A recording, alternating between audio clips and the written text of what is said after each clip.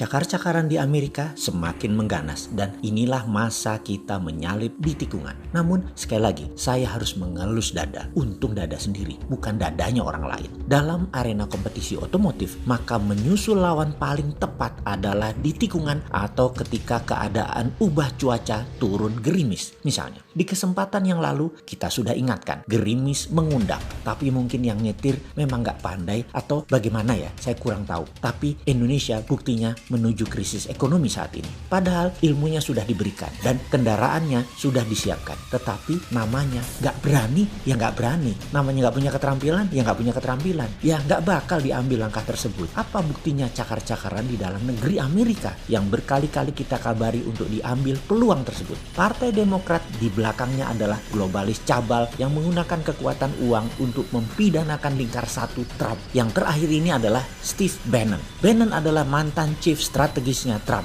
Sebelum Paul Manafort, ketua tim ses Trump, Michael Cohen, ahli hukumnya Trump, sebelumnya lagi Michael Flynn, ketua National Security Advisor, dan Roger Stone, penasihat politik Trump sejak lama, semua dengan kasus ecek-ecek kecil nilainya, tapi hal ini menggemboskan kekuatan Trump. Tangkap-menangkap telah dan akan terus terjadi hingga November. Ini antara pendukung Trump dan pendukung globalis cabal Demokrat. Setelah Bannon ditahan, maka dalam waktu dekat ini pihak CIA dan FBI pada saat pemerintah Obama akan mulai ditahan dan disidangkan melalui tuntutan Jaksa Agung Barr. Setelah investasi kejaksaan yang dipimpin Durham selesai, ini bisa benang merah yang menggeret ke Joe Biden. Alasan penahanan Bannon karena penggelapan hanya ratusan ribu dolar. Itu pun kasus sumir. Efeknya terhadap kampanye Trump, setidaknya penahanan ini Bannon tidak bisa leluasa untuk membantu kampanye Trump hingga November ini karena disibukkan dengan persidangan. Bannon adalah kaki tangan gerakan bawah tanahnya Trump. Di sini,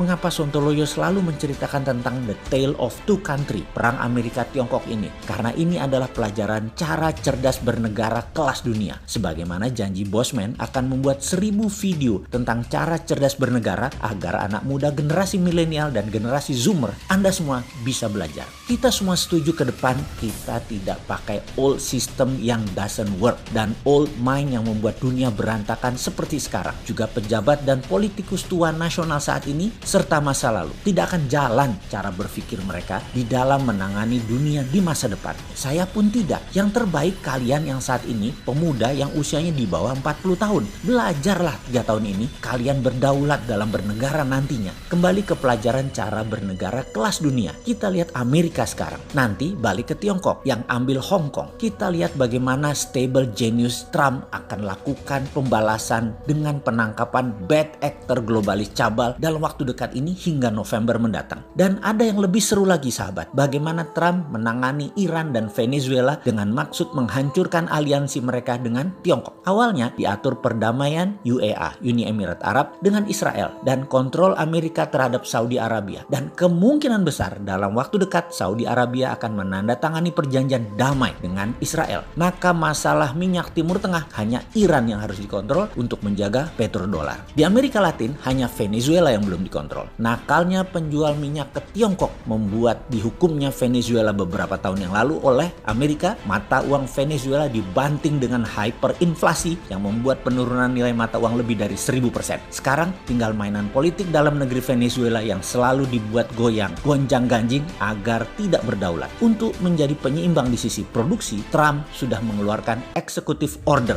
untuk melakukan pengeboran di Alaska. Penyimbangan ini untuk menimbulkan deterrent factor terhadap negara penghasil minyak bumi yang membandel. Kalau macam-macam harga bakal dihancurkan dengan membuka keran Alaska. Bersama informasi di atas sahabat muda, pasti sudah mulai terbayang bagaimana Anda nanti bermanuver dengan langkah catur internasional dan domestik negara yang Anda pimpin. Anda, kaum muda saat ini yang usianya di bawah 40 tahun adalah new mind. Yang ada saat ini di banyak pejabatnya, terutama pejabat yang berpengaruh pada tetua-tetua yang gak punya nyali untuk ambil kesempatan, itu old mind. Bahkan di sisi seberang, beberapa kelompok oposisi yang tua-tua juga sama. Mereka old mind dan kita semua sependapat. Old mind doesn't work. Anda yang new mind yang pasti bisa menguasai dunia ke depannya, Anda adalah pemimpin melalui jalur konstitusi. Jangan berharap ke tetua-tetua termasuk orang seperti saya. Anda yang memimpin, kalian yang mengatur Indonesia. Pakailah sedikit ilmu Bosman ini. Bagian dari rencana bagaimana besar Indonesia ke depannya. Bener deh, kalau diperhatikan saat ini pengelola negara terlalu inward looking. Tetapi itu pilihan yang kita harus pahami.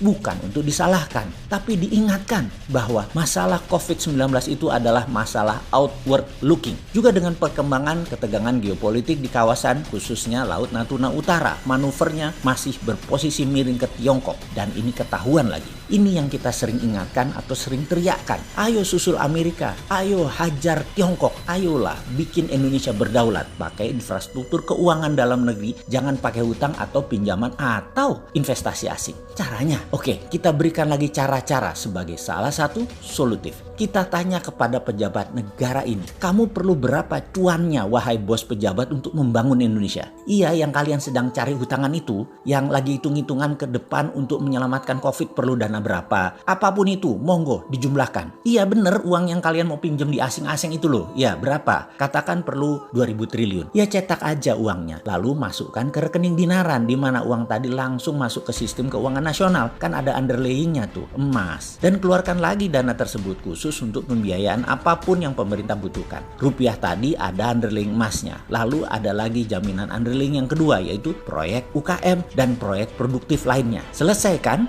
Takut inflasi? Inflasi itu selisih atau mismatch antara uang beredar dengan produksi. Kalau pakai blockchain, setiap cetak uang digunakan untuk produksi pasti tidak ada mismatchnya. Kecuali duitnya buat foya-foya, belanja-belanja barang konsumtif. Dan dengan blockchain gak bakal bisa dikorup karena rantai arusnya uang pasti kebaca kemana aja uang itu berjalan. Lalu pastinya kalau uang tadi diberikan ke UKM produktif gak bakal inflasi. Wes, sesederhana itu toh, kok masih ngeyel sih kalian gak percaya?